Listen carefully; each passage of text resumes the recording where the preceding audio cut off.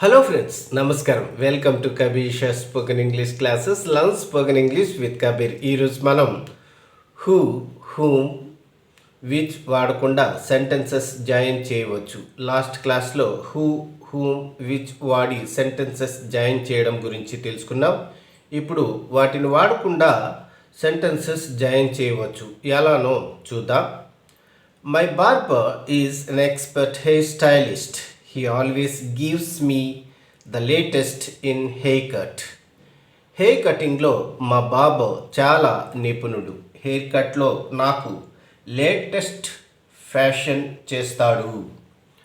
My barber is an expert hairstylist who gives me the latest in haircut. నాకు latest hair cut చేసే మా బాబు చాలా నిపుణుడు. ఇక్కడ పై రెండు సెంటెన్సెస్ని హూతో కలపడం మనం గమనించవచ్చు. You should have gone to my barber, everyone likes him. మా హెయిర్ డ్రెస్సర్ దగ్గరికి నువ్వు వెళ్ళి ఉండాల్సింది, ప్రతి ఒక్కరూ అతన్ని ఇష్టపడతారు. ఇక్కడ బార్బర్, హెయిర్ డ్రెస్సర్ రెండు ఒకటే మీనింగ్. బార్బర్ బదులు హెయిర్ డ్రెస్సర్ అని కూడా అంటాం. మామూలు తెలుగులో దీనికి బదులు ప్రతి వాళ్ళు ఇష్టపడే మా బార్బర్ దగ్గరికి నువ్వు వెళ్ళాల్సింది అని అంటాం. అప్పుడు ఎవరిని అనటానికి కూడా హూమ్ బదులు హూ ఇలా వాడతాం. You should have gone to my barber who everyone likes. ప్రతి వాళ్ళు ఇష్టపడే మా బార్బర్ దగ్గరికి నువ్వు వెళ్ళాల్సింది. My barber gave me this hair cut. I am satisfied with it.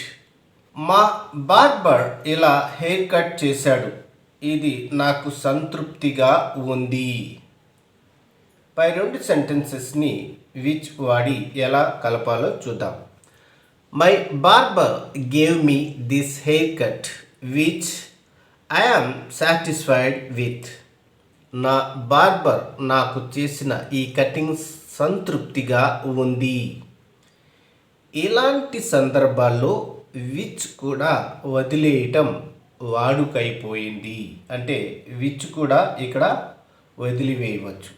ఇక్కడ వాడినటువంటి విచ్ కూడా మనం వదిలివేయవచ్చు. ఆ సెంటెన్స్ని ఎలా చెప్పాలో ఇప్పుడు చూద్దాం. My barber gave me a hair cut I'm satisfied with. With తర్వాత ఇట్ మళ్ళీ రాదు. I don't know your hair stylist. Why should I go to him at all? నీ హెయిర్ డ్రెస్సర్ నాకు తెలియదు, నేను ఎందుకు వెళ్ళాలి అతని దగ్గరికి. ఈ రెండు సెంటెన్సెస్ని హూతో కలుపుతాం. Why should I go to your hair stylist who I don't know at all? Whom కాదు, హూ వాడాం. అంటే ఇక్కడ హూమ్ కూడా వాడవచ్చు, కానీ అది పాత వాడుక, old fashioned. Why should I go to your hair stylist, I don't know at all. ఇక్కడ హూ కూడా వదిలివేయటం గమనించవచ్చు. మనం హూ, హూమ్, విచ్ వదిలివేయటం ఎలానో తెలుసుకుంటున్నాం. అందులో భాగంగానే ఇప్పుడు మనం చూస్తున్నది you bought some books yesterday, you didn't show them to me. నిన్న నువ్వు కొన్ని పుస్తకాలు కొన్నావు, వాటిని నాకు చూపించలేదు. ఈ రెండు సెంటెన్సెస్ని విచ్తో వాడి కలుపుదాం.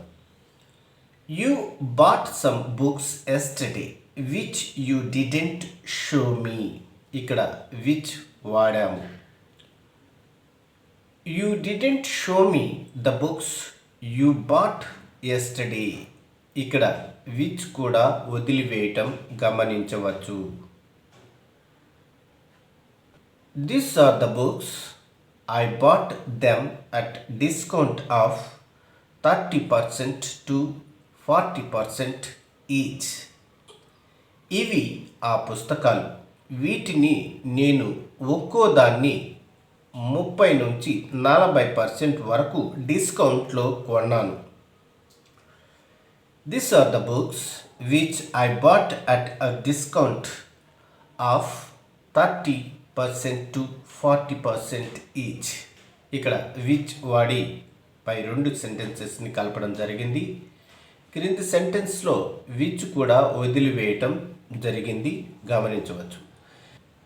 These are the books I bought at a discount of 30% to 40% each. చివరి సెంటెన్స్లో విచ్ డ్రాప్ చేశాం అయినా కరెక్టే, అంటే ఈ సెంటెన్స్లో విచ్ కూడా వదిలివేయటం జరిగింది. This book is different. It deals with the future of Kashmir.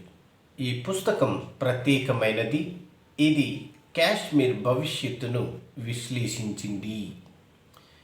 This book which deals with the future of Kashmir is different. ఇక్కడ విచ్ వాడటం జరిగింది. The author is a great historian. All scholars respect him. రచయిత గొప్ప చరిత్రకారుడు. పండితులు అతడిని గౌరవిస్తారు. The author is a great historian who all scholars respect. ఇక్కడ who వాడటం జరిగింది. The author is a great historian all scholars respect. who వదిలివేయటం జరిగింది. పై సెంటెన్స్లో who వదిలివేయటం జరిగింది అయినా కరెక్టే. There are 2 or 3 books here. I find them interesting. వీటిలోని 2-3 పుస్తకాలు నాకు ఆసక్తికరంగా ఉన్నాయి. There are 2 or 3 books here which I find interesting. There are 2 or 3 books here I find interesting. Which లేకున్నా కరెక్టే. పై రెండు సెంటెన్సెస్ని విచ్ వాడకం, విచ్ లేకుండా వాడినటువంటి సెంటెన్సెస్ని ఇక్కడ మనం గమనించవచ్చు. నేను నమ్మకమైన వ్యక్తి కోసం చూస్తున్నాను. నేను ఎవరిని అయితే నమ్మగలనో అలాంటి వ్యక్తి కోసం చూస్తున్నాను. I am looking for a person who I can trust. Whom కాదు, హూమ్ వాడవచ్చు కానీ old fashioned. I am looking for a person I can trust. ఇక్కడ హూ కూడా వదిలివేయటం గమనించవచ్చు. ఆమె కావాలనుకున్న అతను ఇక్కడ ఉన్నాడు. The man who she wants is here. The man she wants is here. ఇక్కడ హూ వాడటం గమనించవచ్చు. ఈ సెంటెన్స్లో హూ కూడా వదిలివేయటం మనం గమనించవచ్చు.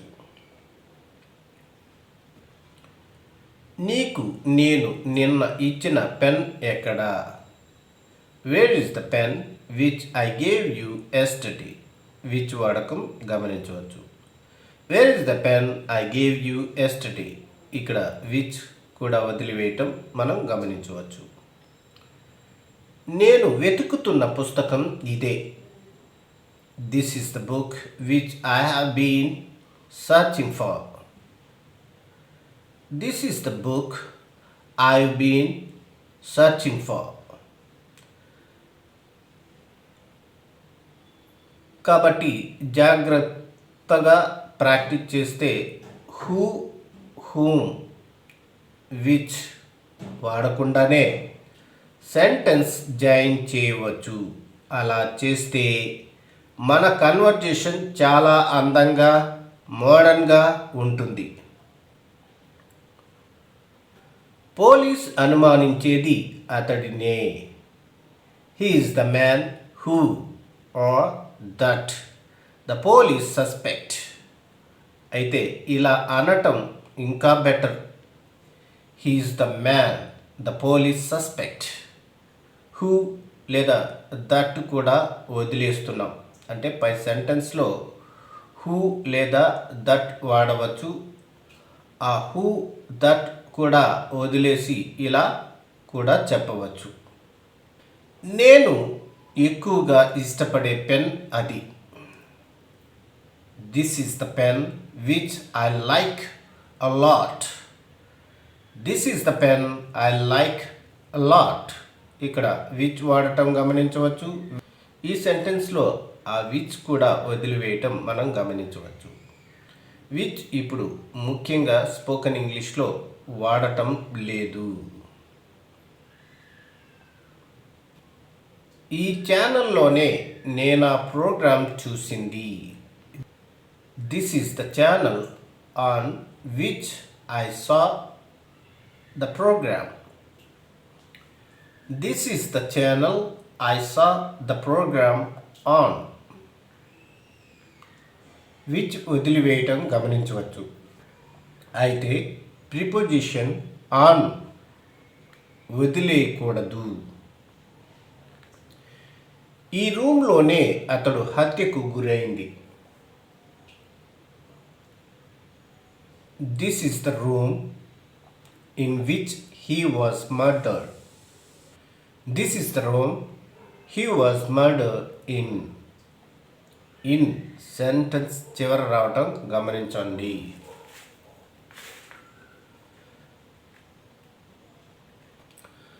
నువ్వు పండ్లు కోసిన కత్తి పదునైంది. The knife with which you cut the fruits is sharp. The knife you cut the fruits is sharp with. With అనే ప్రిపోజిషన్ చివర రావటం గమనించండి.